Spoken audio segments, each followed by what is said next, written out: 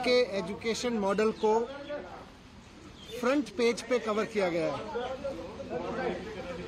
ये भारत के लिए बहुत बड़ी बात है, बहुत गर्व की बात है कि देश का एजुकेशन मॉडल उस तरफ जा रहा है जहां दुनिया उसकी चर्चा कर रही है। भारत के एजुकेशन मॉडल में दुनिया को कुछ ऐसा दिखाई दे रहा है, दुनिया के सबसे बड़े अखबारों को ऐसा दिखाई दे रहा है ताकि वो दुनिया को प्रेरित कर सकें, उससे दुनिया को बता सकें। ये हमारे लिए गर्व की बात है। अभी मैं ये देख रहा था कि इसी न्यूयॉर्क टाइम्स के फ्रंट पेज पे करीब 1.5 साल पहले ये तस्वीर छपी थी, आपने भी देखा होगा, जिसमें कोविड के दौरान नदी के किनारे जलती हुई लाखों लाशों की तस्वीरें छपी थीं।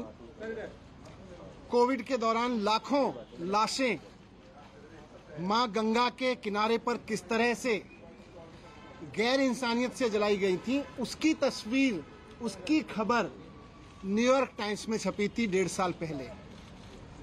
जब ये खबर हमने देखी थी और देश के लोगों ने देखी थी तो एक भारतीय के नाते थोड़ा अपने आप पे शर्म आई थी, अपनी गवर्नेंस पे शर्म आई थी, अपने मॉडल पे शर्म आई थी। दुनिया में कोविड हैंडल हो रहा था लेकिन हम ऐसे हैंडल कर रहे थे, इस पे शर्म आई थी कि भारत में कोविड ऐसे हैंडल हो रहा है। कल जब ये खबर छपी तो एक भारतीय के नाते सबको गर्व हुआ कि भारत में एजुकेशन का ऐसा मॉडल है जिसको न्यूयॉर्क टाइम्स जैसे अखबार फ्रंट पेज पे लीड स्टोरी बना बना के पूरी पिक्चर और पूरी स्टोरी छाप रहे हैं, इतना बड़ा आर्टिकल छाप रहे हैं।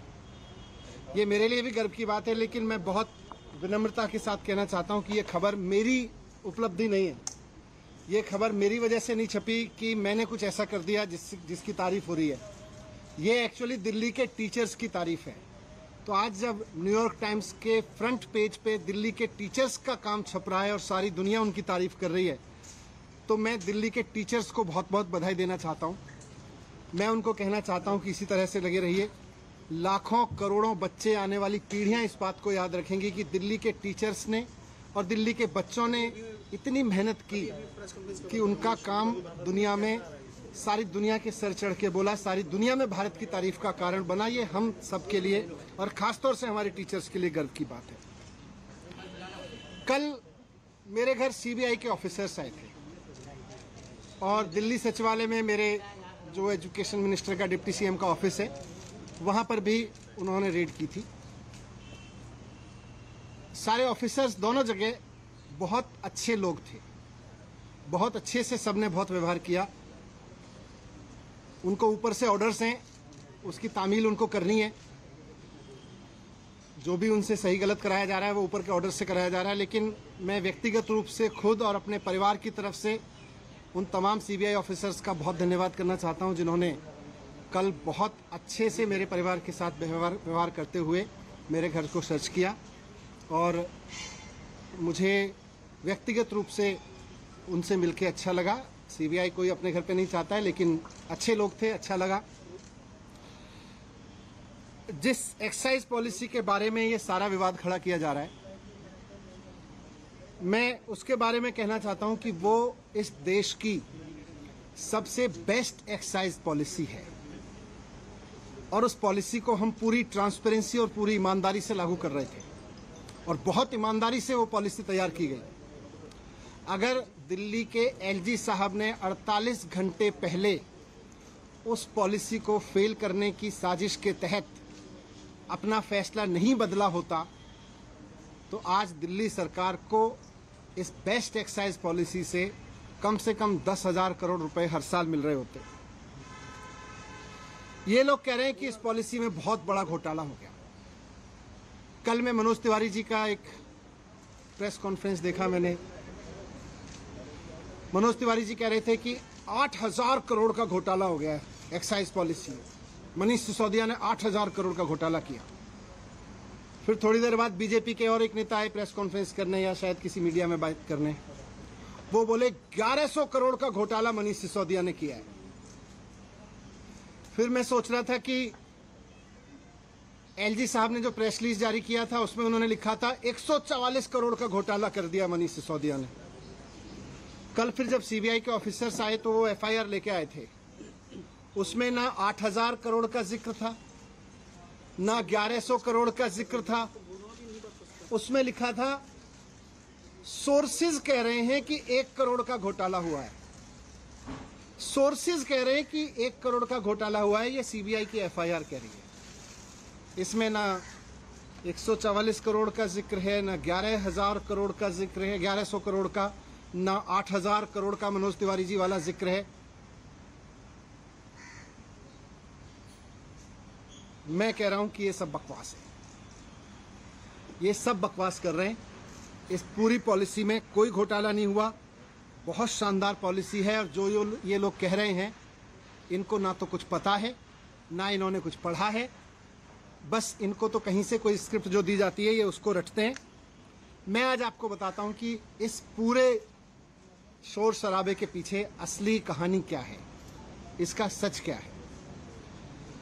सच ये है कि मुद्दा शराब का घोटाला है ही नहीं। इनको शराब के किसी घोटाले की चिंता नहीं है, इनको घोटाले की चिंता नहीं है। अगर इनको शराब के घोटाले की चिंता होती तो गुजरात में हर साल 10,000 करोड़ रुपए की एक्साइज चोरी होती है। अगर शराब की एक्साइज की चोरी की अगर चिंता इनको होती, एक्साइज के घोटाले की इनको चिंता होती, तो आज ये सीबीआई का पूरा हेडक्वार्टर गुजरात में शिफ्ट करा देते 10,000 करोड़ का घोटाला रोकने के लिए। और यही लोग करवा रहे हैं, जो लोग सीबीआई को इंस्ट्रक्शंस दे रहे हैं ना, यही लोग गुजरात में 10,000 करोड़ रुपए की एक्साइज की चोरी कर रहे हैं।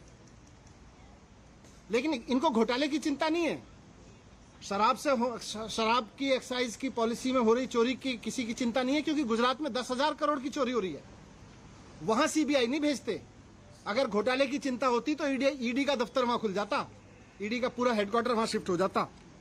वहां नहीं हो रही कोई धरपकड़। इसलिए मुद्दा तो करप्शन है ही नहीं, मुद्दा तो शराब का घोटाला है ही नहीं, मुद्दा तो घोटाला है ही नहीं। अगर मुद्दा घोटाला होता तो प्रधानमंत्री जी ने कुछ दिन पहले बुंदेलखंड एक्सप्रेसवे का उद्घाटन किया था। आप सबने देखा था, आप सबने दिखाया था, सारे मीडिया ने चलाया था। और सारे मीडिया ने देश के बहुत शोर से बताया कि प्रधानमंत्री जी ने जिस हाईवे का, एक्सप्रेसवे का उद्घाटन किया था, 5 दिन के अंदर अंदर वो पूरी तरह से धंस गया। बहुत बड़ा घोटाला हुआ वो एक्सप्रेसवे बनाने में, हाईवे बनाने में। अगर मुद्दा करप्शन होता तो आज सीबीआई और ईडी प्रधानमंत्री द्वारा उद्घाटित किए गए उस महामार्ग के घोटालेबाजों को पकड़ रही होती, उनके घर रेड कर रही होती, जिन्होंने इतना बड़ा घोटाला कर दिया कि प्रधानमंत्री जी ने जिस एक्सप्रेसवे का उद्घाटन किया 5 दिन में धंस गया। वो है घोटाला। लेकिन जैसा मैं कह रहा हूं, मुद्दा घोटाला है ही नहीं। शराब या एक्साइज की चोरी इनकी परेशानी है ही नहीं। इनकी परेशानी है अरविंद केजरीवाल। इनकी परेशानी है कि अरविंद केजरीवाल जिस तरह से अब पूरे देश में एक काम करने वाले ईमानदार नेता के रूप में पहचान बनाते जा रहे हैं और पूरे देश के लोग अब उनको पसंद करने लगे, इनकी परेशानी ये है। और पंजाब के बाद तो पूरे देश में अरविंद केजरीवाल जी को एक राष्ट्रीय विकल्प के रूप में देखा जाने लगा है। इनकी परेशानी ये है। ये जो पूरी कार्रवाई मेरे खिलाफ हो रही है, ये जो पूरी कार्रवाई मेरे दफ्तर में हो रही है, मेरे घर में रेड डाली जा रही है, ये हो ही इसलिए रही है कि अरविंद केजरीवाल जी को रोकना चाहते हैं। ये अरविंद केजरीवाल जी को रोकने की जो साजिश रची जा रही है उसी स्क्रिप्ट का हिस्सा है। आप सब जानते हैं, देश जानता है कि अरविंद केजरीवाल जी की सबसे बड़ी ताकत है कि वो एक बहुत कट्टर ईमानदार नेता है। अरविंद केजरीवाल जी की दूसरी सबसे बड़ी ताकत है कि उनको काम करना और काम करवाना आता है। उनको दिल्ली का एजुकेशन ठीक करके उन्होंने दिखा दिया कि एजुकेशन कैसे ठीक होता है। उन्होंने हेल्थ ठीक करके दिखा दिया कि हेल्थ सिस्टम कैसे ठीक होता है। आज दुनिया भर में मैंने दिखाया आपको, आज अरविंद केजरीवाल जी की वजह से दुनिया भर में भारत का नाम रोशन हो रहा है। इसलिए आज ये इत्तेफाक नहीं है कि हेल्थ और एजुकेशन पर दुनिया भर में भारत का नाम रोशन करने वाले अरविंद केजरीवाल जी के हेल्थ मिनिस्टर के यहाँ छापे डाले जा रहे हैं, उनको जेल में डाला जा रहा है। उनके एजुकेशन मिनिस्टर के यहाँ छापे डाले जा रहे हैं, उनको मुझे जेल में डालने की तैयारी की जा रही है। मेरी गलती ये थोड़ी ना है, वो भी जानते हैं कि कोई भ्रष्टाचार नहीं हुआ। इनको पता है कि कोई भ्रष्टाचार नहीं हुआ, इसीलिए उल जलूल बके जाते हैं। इनको मैंने भ्रष्टाचार नहीं किया, मैंने सिर्फ इतना किया है कि अरविंद केजरीवाल जी का एजुकेशन मिनिस्टर हूं मैं, इसलिए ये कर रहे हैं, इसलिए ये साजिश रची जा रही है। इन्होंने पहले अरविंद केजरीवाल जी के हेल्थ मिनिस्टर को गिरफ्तार किया, फिर कल मेरे यहां रेड डाल दी, अब 2-4 दिन में मुझको भी गिरफ्तार कर लेंगे। तो हेल्थ और एजुकेशन मॉडल जो है अरविंद केजरीवाल जी का, इनका मकसद है कि उसको रोका जाए। मैं कहना चाहता हूं कि देश के प्रधानमंत्री नरेंद्र मोदी जी को पूरे देश ने इतना बड़ा जनमत दिया है, ये शोभा नहीं देता प्रधानमंत्री जी को, नरेंद्र मोदी जी को ये शोभा नहीं देता कि वो इस तरह की छोटी छोटी सोच रखते हैं कि कोई आदमी काम करे तो उसके हेल्थ के काम को रोक लो, एजुकेशन मिनिस्टर को जेल में डालो, हेल्थ मिनिस्टर को जेल में डालो, क्योंकि वो अच्छा काम कर रहे हैं, क्योंकि सारी दुनिया में तारीफ हो रही है। अरविंद केजरीवाल जी में और नरेंद्र मोदी जी में मैं आज रखना चाहता हूं आपके सामने कि अरविंद केजरीवाल जी और नरेंद्र मोदी जी में यही फर्क है। केजरीवाल जी को अगर कोई अच्छा काम करते हुए दिखता है तो केजरीवाल जी उसकी प्रशंसा करते हैं, उससे प्रेरणा लेते हैं, उसकी तारीफ करके उसका हौसला बढ़ाते हैं और खुद उससे सीख के खुद करना चाहते हैं। मोदी जी का रुख यह है कि उनको अगर कोई अच्छा काम करता हुआ दिखता है तो वो उसके काम को रोकना चाहते हैं, उसके काम को साजिश के तहत रोक रोक के उसके लोगों को और उसको सीबीआई और ईडी का डर दिखा दिखा के उसको रोकना चाहते हैं। 2 दिन पहले अरविंद केजरीवाल जी ने make in India campaign launch किया।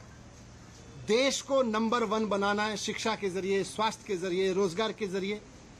इस पे तो सारे देश को गर्व है, इस पे मोदी जी को भी गर्व होना चाहिए कि हमारे देश का एक मुख्यमंत्री make India number 1 campaign launch कर रहे हैं। हेल्थ और एजुकेशन के जरिए एक देश का विकास करने का विजन लेके चल रहे हैं। मोदी जी को तो इनको सपोर्ट करना चाहिए था, लेकिन जिस दिन अरविंद केजरीवाल जी ने मेक इंडिया नंबर 1 कैंपेन जारी किया, उसके 2 दिन के अंदर अंदर मोदी जी ने केजरीवाल जी के एजुकेशन मिनिस्टर के यहाँ पे सीबीआई की रेड करवा दी।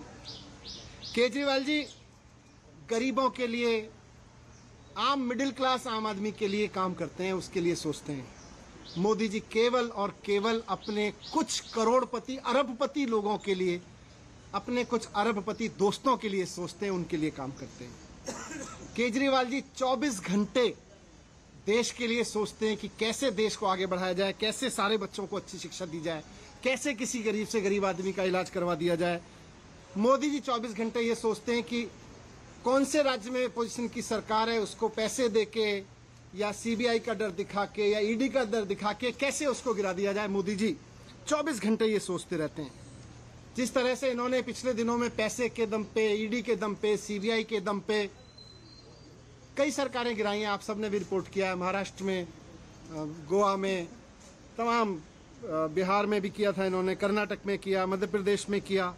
पूरे देश के लोग इनसे अब दुखी हैं कि यार हम सरकार चुनते हैं, मोदी जी केवल 24 घंटे उसको गिराने में लगे रहते हैं। अरे आपको देश का प्रधानमंत्री बनाया, आप देश के लिए अच्छा सोचो।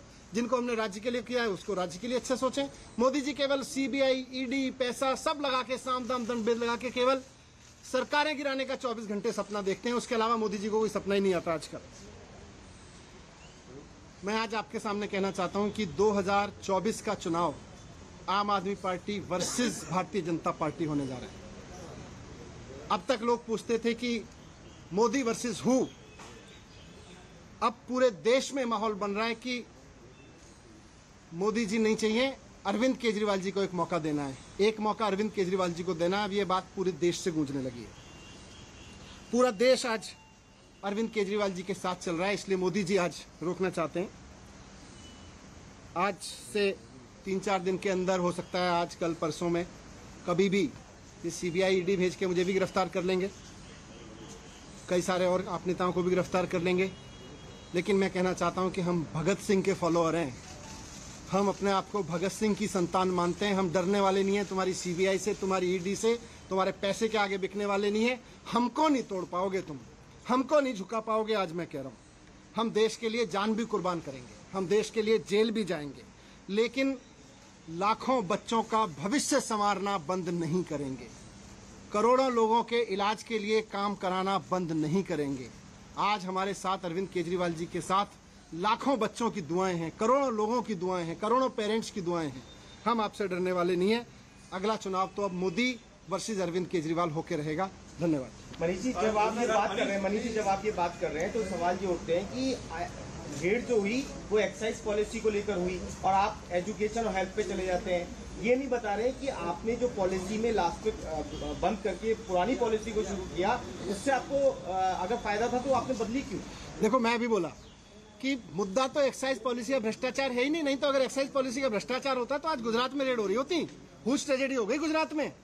कौन कर रहा है वहां पे? सीबीआई रेड नहीं कर रहे, वहां पे ईडी रेड नहीं कर रही, यहाँ पे हो रही है ईडी सीबीआई रेड। मुझे जेल भेजेंगे, उन लोगों को जेल भेजते। इनके ही तो लोग हैं वो करा रहे हैं, 10,000 करोड़ की चोरी कर ले रहे हैं, लोग मरवा रहे हैं।